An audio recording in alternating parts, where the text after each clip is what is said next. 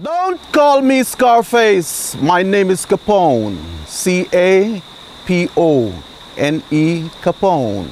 Well, I get into it now with El Paso, right? Around about 1968, 67, 68, right? We had a little sound.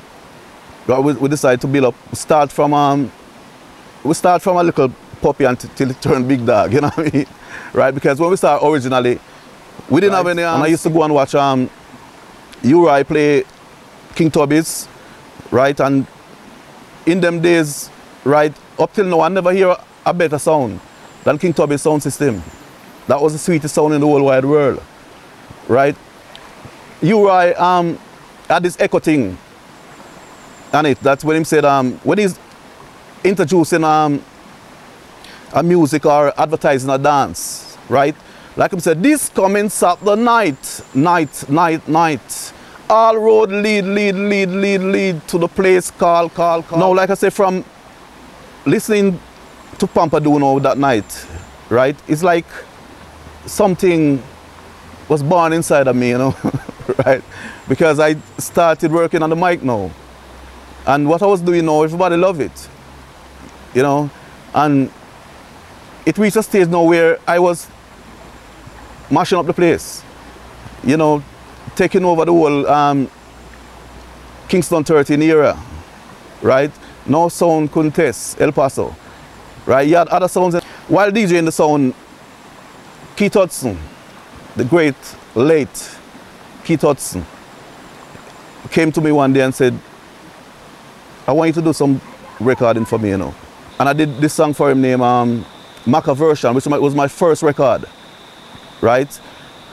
He wanted me to do El Paso, but it wasn't a hit, instant hit, right? Until I did Spanish Amiga. Hook, line and sinker, hook back, Spanish Amiga, plate back jack, and the same old-fashioned Now way. I changed my name to Dennis Alcapone, right? From that now, Juke would send call me one day and tell me that he wanted me to do a song for him, right?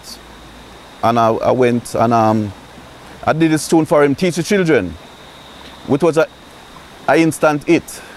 You know, #1 on both radio station, RGR and JBC.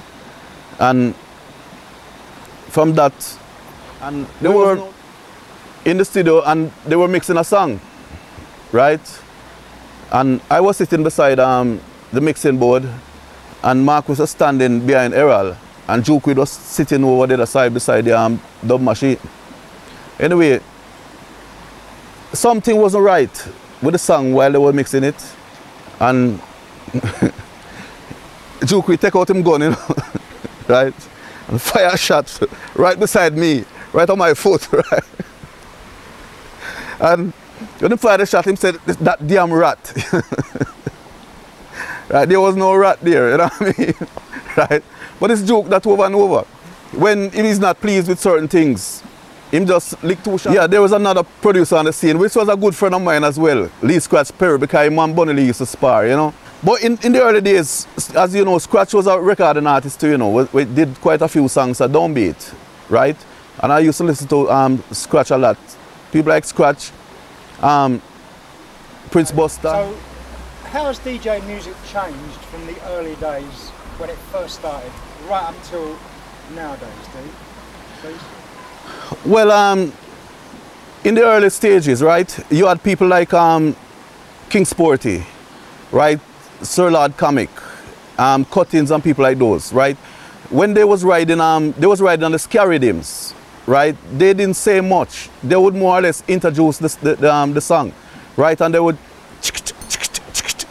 and ride the rhythm like that, right? And well, Lord Comic, then he had King Stitch now went and did Fire Corner for Clan Circles and Vigat and two like those. Those tunes sell a lot, but they was more classified as instrumental, even though Stitch was on it, right?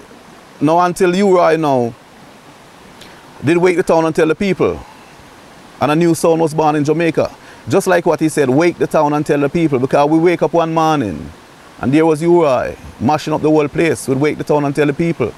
And that's how the whole thing was really born, the whole DJ business, right? But at that time, I was working on El Paso, right? But not recording, right? And I was working with. When the music changed now is when the drum and bass thing, right? Like what Big Youth, come on. People like Big Youth and Stitch Afterward, right? That's when it changed over. But dub music on a whole, right?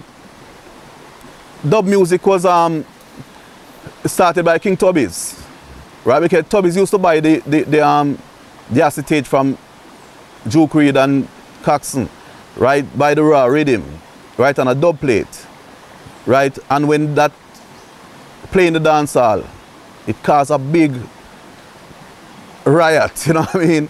Because around the music. Yeah, man, there's always rude boy in Jamaica, man, right? From ever since, you know. Them days in the early 70s, you had people like Spanglers, Toughies, Pigeon Gang, Spade Gang, right?